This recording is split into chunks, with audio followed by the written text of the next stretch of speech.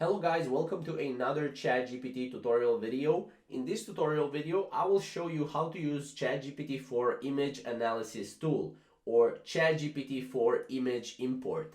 Now as you can see right here, this is basically how your GPT-4 should look like. You should have it on default. When you have it on default, you will be able to use new features on ChatGPT4. Now, as you can see below, you will have right here chat with images. As you can see, you can use photos to choose an outfit or analyze complex documents. Chatting about people in images isn't supported right now.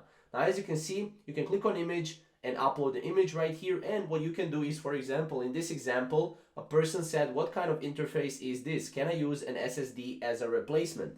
And then once you hit up the image right here and once you upload it, you will be able to basically get an answer. Now this is good in situations where you don't know maybe how to use a certain thing. For example, like this right here, a person does not know what kind of interface is this, and they don't know if they can use an SSD as a replacement or not, and then they put out the image to get the answer basically.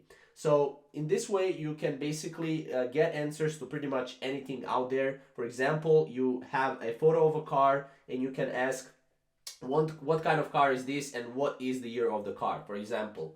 This is one example how you can use this. Now, in another instance, you can give a historical document right here. Can you read this image? What is significant about it? And then you can basically get an answer for that as well. So again, you have endless amounts of examples here that you can use with image analysis tool. This is one of the best tools and one of the best features so far on ChatGPT 4.